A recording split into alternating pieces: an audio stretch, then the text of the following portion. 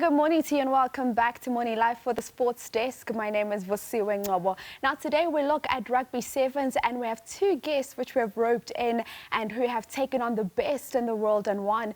We are joined by Springbok Sevens captain Siviwe Soyizwapi as well as Nadine Roos. Good morning and thank you so much for joining us today. Morning, Morning, thank you for having us. The first guest we've had on the Morning Live since the lockdown started. Nadine, I want to start with you. Now, in terms of Sevens women rugby, we've seen it be on the trajectory in the country. I mean, playing against some of the best teams in the world, and every single time you get on the field of play, the competition just gets better and better, which makes us even better players. Yes, that is obviously at the international stage. That is the place we want to play at. We have seen growth in women's rugby in South Africa.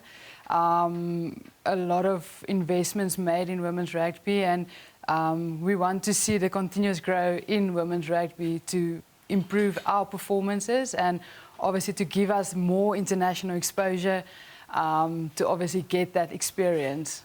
Now, tell us about some of the challenges that you've come across as a woman who is in this field that has predominantly been so male. Yeah, I think, like you said, we live in a dominant sport that's for men. So we want to break that barrier to show that women can also play rugby. There's no label behind rugby that says like it's only for men. So yeah, I think we're breaking barriers slowly but surely, but we will get there. Certainly, certainly. Let's bring in Captain Siviwe, SSS, S, 4 S's. Now, Siviwe, you committed to Sevens rugby a while back, and gone are those days when players used to use Sevens rugby as almost a stepping stone to get into the honours of 15s.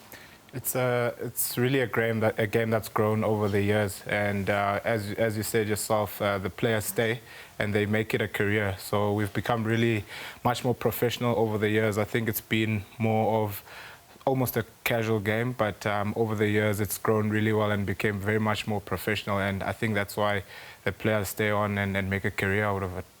And let's talk about the dominance of the Sevens rugby team in terms of the men under Coach Neil Powell. I mean, you are a team that is so hard to beat. It's been a good year for us, so I'm really stoked and happy with how things are going at the moment. I think our culture is really the foundation and the cornerstone of how we do things.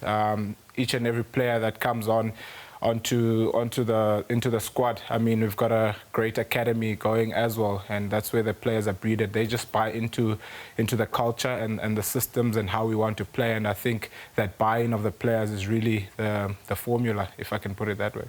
Certainly.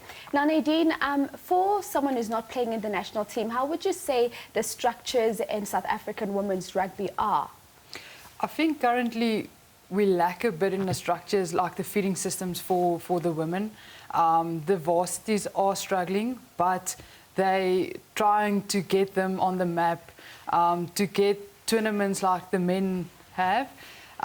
So feeding systems in terms of schools, like there's no women's rugby in schools, where we would like to see that implemented.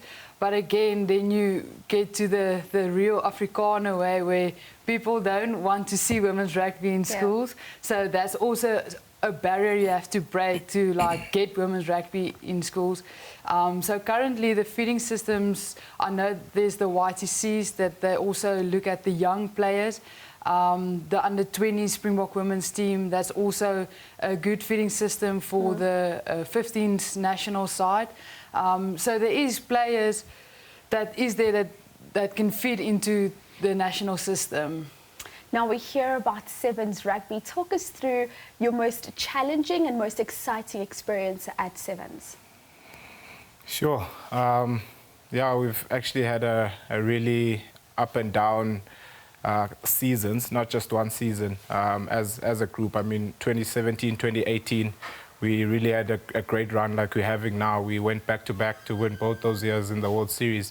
And then we took a bit of a dip with all the players that went on to play 15s rugby. And that was a challenging time. We almost had to start all over again from scratch. But as I said, the players that have been scouted and came onto the scene, they committed and they bought in. And that's when we started building from there, and it's really been going well. And the players that are here are almost like the next generation of Springbok Sevens players, and they are doing really well. They've put up their hands and they've shown that they can play on this world stage. So it's not always been easy, but we're really grateful now to be where we are, and we're achieving what we're achieving. And for you, Nadine? Yeah, the challenge we obviously faced was when COVID struck. But luckily we got out of that dip.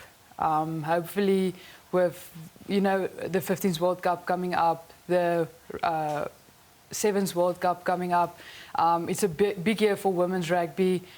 There's a lot of planning going on. The Sevens qualifiers for African Cup to get to the Commonwealth Games. That's also there for the Sevens ladies. Then for the 15s, they're planning a lot of tournaments to get ready for the World Cup. So I think there was challenges, but at least we get to play and get that international exposure again.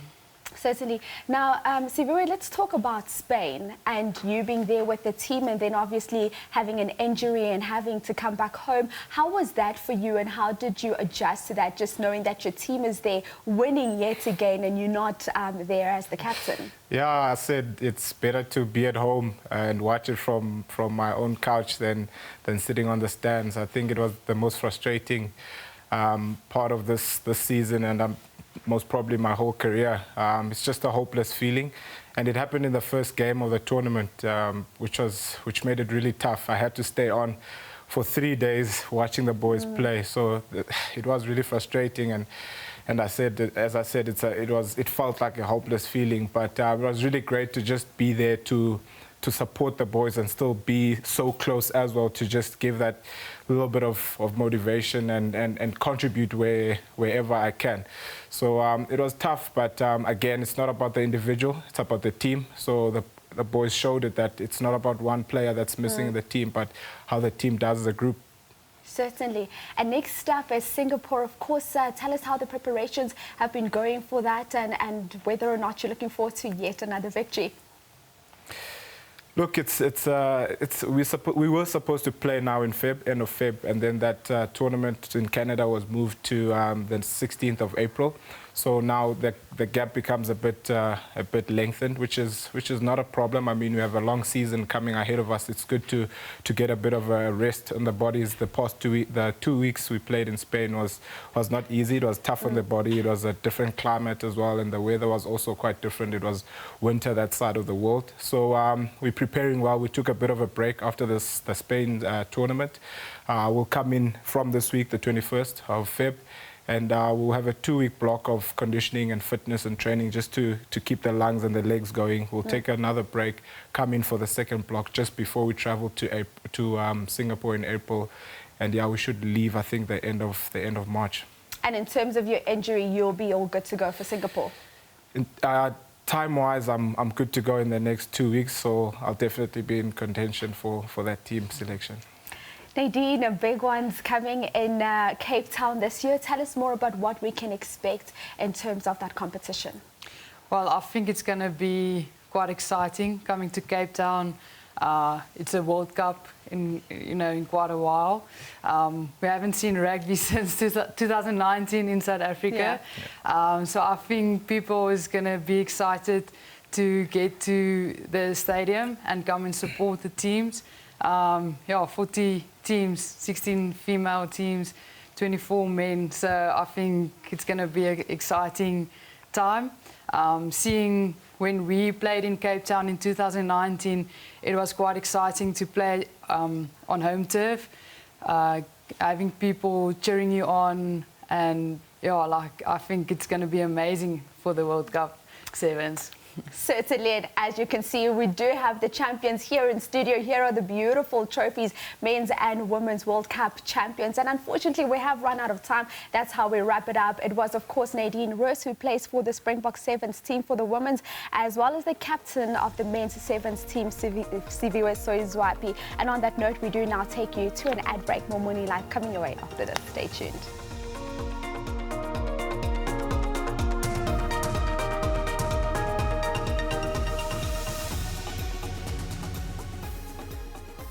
Looking in at the situation from the outside and looking at these pictures that are being shared on social media, it is devastating. The National Assembly, it's gutted, it's completely destroyed.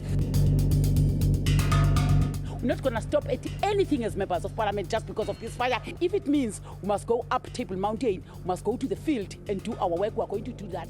Somebody is being held right now and they are being questioned, but we need to go a lot deeper. But when one looks at your responsibility in terms of the safety standards, they have been criticized as being poor. Now, that's absolutely nonsense. Absolutely nonsense. It's going to take massive renovation and refurbishment to bring the National Assembly back to its former glory.